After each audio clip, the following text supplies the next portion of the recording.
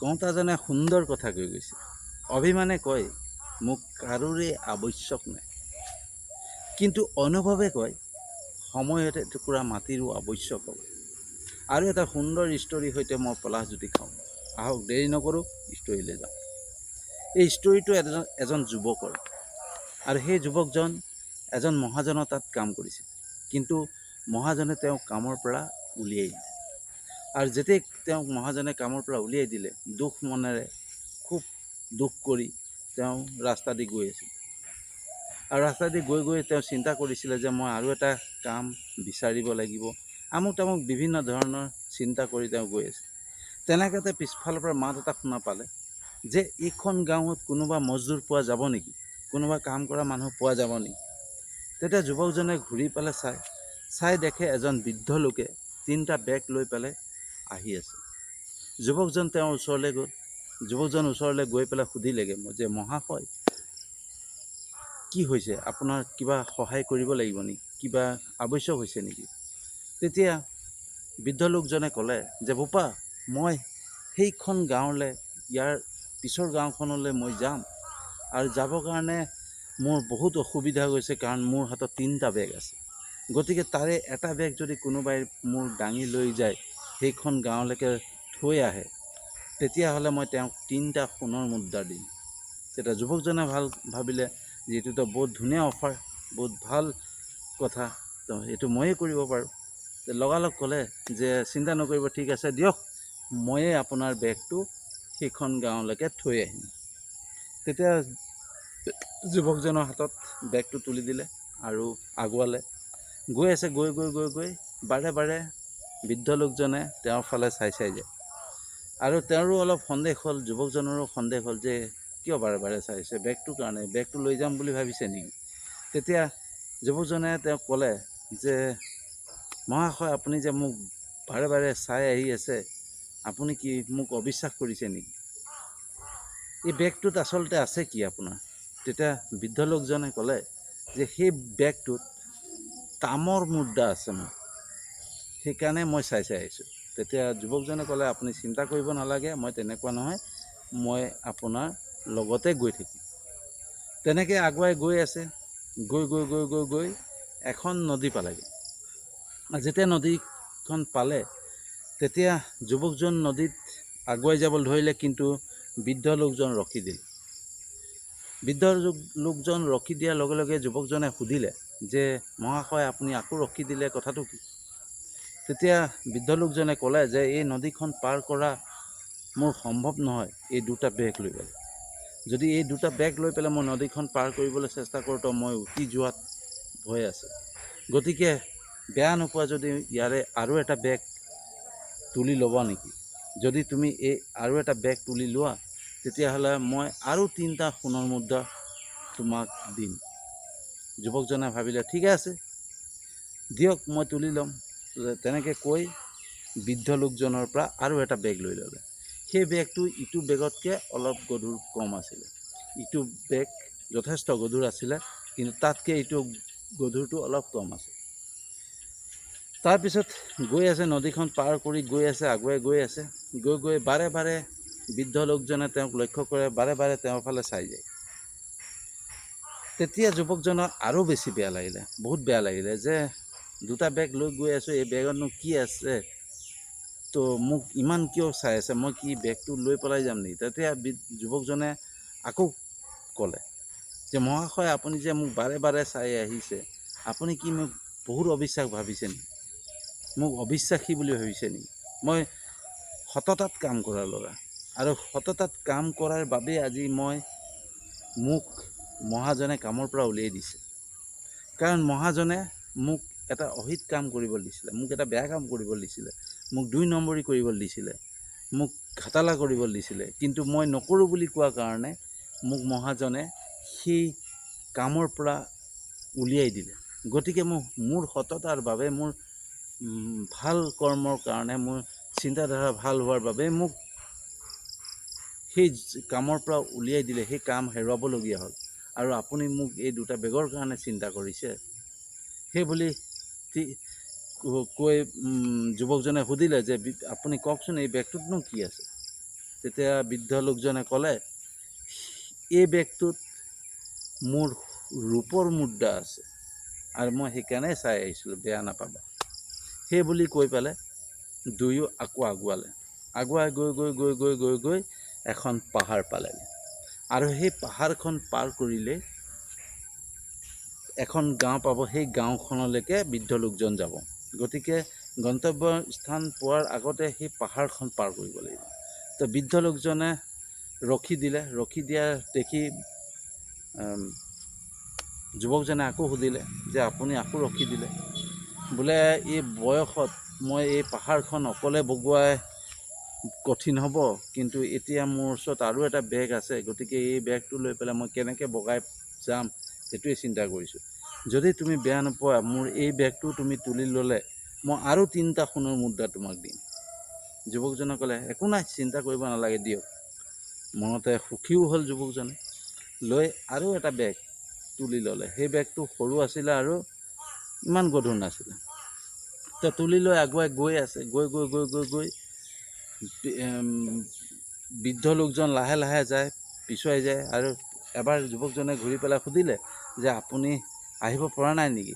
একো নাই, একো নাই, তুমি গৈ থাকা, তুমি জোৰকৈ যোৱা, যিমান জোৰে যাব পাৰে যোৱা, যাই পেলাই ওপৰত মোৰ বাবে অপেক্ষা কৰিবা, মই লাহে লাহে গৈ আছোঁ।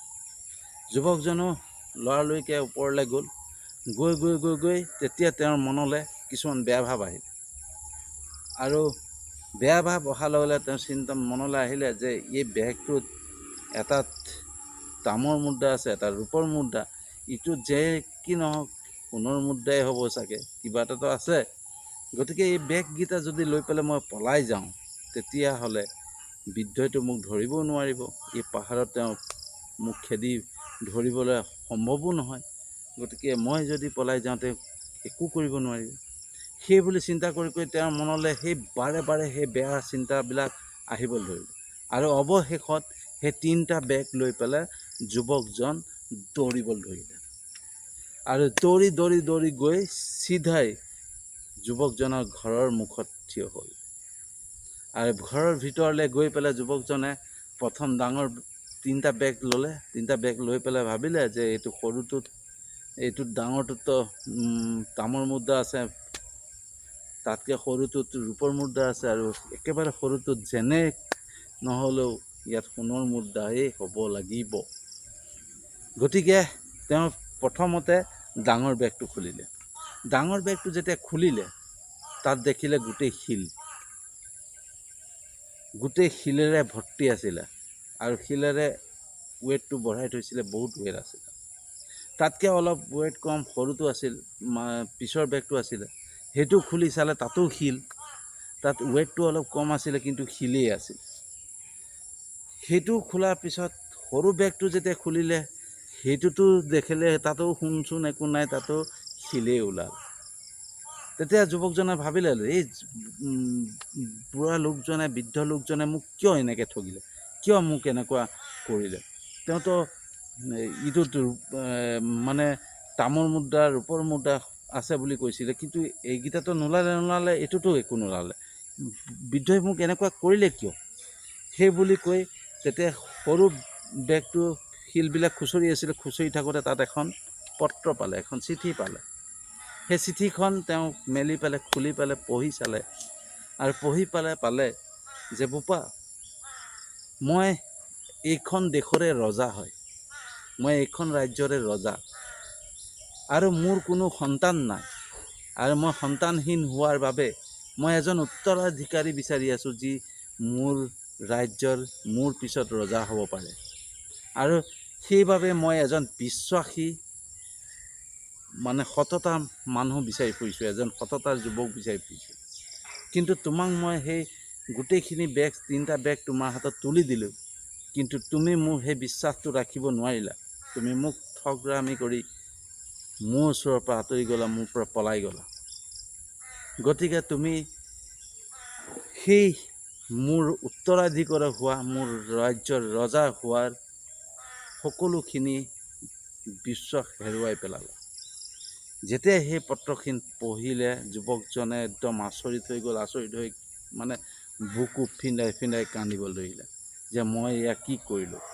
ইমান দিনে মই সততাৰে কাম কৰি আহিলোঁ, ইমান দিনে মই বিশ্বাসেৰে কাম কৰি আহিলোঁ, ক'তো মই মানে অসৎ কাম নকৰিলোঁ, ক'তো মই অহিত কাম নকৰিলোঁ।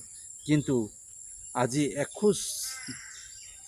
এখোজ মানে মই বেয়া কাম কৰিবলৈ যাওঁতে মোৰ সকলো শেষ হৈ গ'ল। গতিকে এই ষ্টৰিটোৰ পৰা আটাইতকৈ সুন্দৰ কথা এটা জানিব পাৰি, আটাইতকৈ সুন্দৰ কথা এটা শিকিব পাৰি, আটাইতকৈ ভাল মেছেজ এটা ল'ব পাৰি। এই ষ্টৰিটোৱে কয় যে আমি যিমানেই সততাৰে কাম কৰি গৈ থাকোঁ, আমি যিমানেই মানে বিশ্বাসেৰে কাম কৰি যাওঁ, বা যিমানেই আমি ভাল কাম কৰি গৈ থাকোঁ, কিন্তু আমাৰ এটা ভুল, এটা বেয়া কামেই আমাৰ সকলো কামেই শেষ হৈ যাব। আমাৰ সকলো বিশ্বাস, সকলো সততা শেষ হৈ যাব। সেইকাৰণে প্ৰত্যেকটো খোজতে যাতে সেই ভুলটো যাতে নহয়, তাৰ বাবে সদায় সতৰ্ক হৈ থাকিব লাগিব। আমাৰ সাধাৰণতে আমি কৰোঁ বুলি কিছুমান বেয়া কাম নকৰোঁ। আমি কেতিয়াও বেয়া ৰাস্তালৈ নাযাওঁ, কেতিয়াও জানি বুজি ইচ্ছাকৃতভাৱে আমি ভুল ৰাস্তাত নাযাওঁ। কিন্তু আমাৰ এই মগজটোত, আমাৰ মানসিকতাত প্ৰত্যেকবাৰেই বেয়া চিন্তাধাৰাই আমাক আক্ৰমণ কৰি থাকে। ৰাৱণৰূপী এটা বেয়া বস্তুৱে আমাৰ তাত স্থাপিত হ'বলৈ বিচাৰে, থিতাপি ল'বলৈ বিচাৰে। সেই ৰাৱণটোক যাতে আমি থিতাপি ল'বলৈ দিব নালাগে। আমাৰ মানসিকতাত সেই ৰাৱণটোক যদি থিতাপি ল'বলৈ দিওঁ, তেতিয়াহ'লে আমাৰ সেই ভুল হ'বই, সেই বেয়া কামত ভৰি দিমেই। সেইকাৰণে আমি প্ৰত্যেকটো খোজতে সাৱধান হ'ব লাগে, যাতে সেই বেয়া মানসিকতাই আমাক আক্ৰমণ কৰিব নোৱাৰে। সেই ৰাৱণ ৰূপীটোৱে আমাৰ মানসিকতাত থিতাপি ল'ব নোৱাৰে। তাৰ বাবে আমি সদায় সচেতন হৈ থাকিব লাগে। তো ষ্টৰিটো কেনেকুৱা লাগিলে ক'ব, জনাব। যদি ভাল লাগিছে, মই সদায় কৈ থাকোঁ, আজিও কৈছোঁ, সঁচাকৈ যদি মোৰ ষ্টৰিখিনি ভাল লাগিছে, তেতিয়াহ'লে লাইক কৰিব না, কমেণ্ট কৰিব, শ্বেয়াৰ কৰিব, যাতে মই উৎসাহ পাওঁ আপোনালোকৰ লাইক, কমেণ্ট, শ্বেয়াৰে। আৰু উৎসাহ পালেই মই আৰু এনেধৰণৰ ভাল ভাল ষ্টৰিজ বিচাৰি আপোনালোকৰ বাবে ভিডিঅ' আকাৰে আগবঢ়াব পাৰোঁ। তাৰ বাবে আপোনালোকৰ উৎসাহ লাগিব, সাহস লাগিব। আৰু যদি আপোনালোকে লাইক নকৰে, কমেণ্ট নকৰে, কোনো মানে ৰিয়েকশ্যন নিদিয়ে, তেতিয়াহ'লে মোৰ নিজৰে মানে বেয়া লাগে যে সঁচাকৈ কিজানি মই যিখিনি ষ্টৰি দিছোঁ সঁচাকৈ বেয়া পাইছে ৰাইজে, ভাল পোৱা নাই, সেইকাৰণে কোনো কমেণ্ট নাই, লাইক নাই। তো তাৰপিছত মানে মনটো বেয়া হৈ যায়গৈ, আৰু ভিডিঅ'জ বনাবৰ কাৰণে আৰু এনেকুৱা ষ্টৰি বিচাৰি গ'ল। মই সদায় এটাই বিচাৰোঁ যে সদায় ভাল বস্তু প্ৰচাৰ কৰিব লাগে। আৰু মোৰ চিন্তাধাৰাই আছিলে যে মই ভিডিঅ' বনাম, মই ইউটিউবত কাম কৰিম, ফেচবুকত কাম কৰিম, সততাৰে কাম কৰিম, ভাল কাম কৰিম, কোনো অহিত কাম নকৰোঁ, কোনো মানে সমাজৰ বাবে বেয়া বা কোনোবাই বেয়া পোৱা কাম, সেইবিলাক কাম নকৰোঁ। মই এনেকুৱা কাম কৰিম বুলি ভাবিছিলোঁ, যোনটো কামত যাতে সকলোৰে সহায়ক হয়, সকলোৰে ভাল হয়, সকলোৰে কিবা এটা উৎসাহ পায় সেই ভিডিঅ'বিলাকত। গতিকে তাকে বিচাৰি মই এইটো আইডিয়া পালোঁ যে এনেধৰণৰ ষ্টৰিজ মই ভিডিঅ' আকাৰে আপোনালোকৰ ওচৰত আগবঢ়াম, যিখিনি ষ্টৰিজত আমি কিছুমান বস্তু জানিব পাৰোঁ, আমি কিছুমান শিকিব পাৰোঁ, তাৰ পৰা কিছুমান উৎসাহ পোৱা যায়। সেই ষ্টৰিজবিলাক ভালকৈ শুনিবচোন। মই ষ্টৰিজবিলাক যিবিলাক কওঁ, সেই ষ্টৰিজবিলাক ভালকৈ শুনিব। তাত কিছুমান উৎসাহ থকা, কিছুমান প্ৰেৰণাদায়ক ষ্টৰিজো পোৱা যায়। গতিকে সেইকাৰণে আপোনালোকৰ সাহস, আপোনালোকৰ উৎসাহ বহুত প্ৰয়োজন। গতিকে মোৰ এনেকুৱা ধৰণৰ ভিডিঅ'জ, এনেকুৱা ধৰণৰ ষ্টৰিজ যদি আপোনালোকে বিচাৰে, তেতিয়াহ'লে প্ৰতিদিনাখনে পাবৰ বাবে মোৰ ইউটিউব চেনেলটোত ছাবস্ক্ৰাইব কৰিব, অনুগ্ৰহ কৰি। আকৌ এবাৰ কৈছোঁ, ছাবস্ক্ৰাইব কৰিব।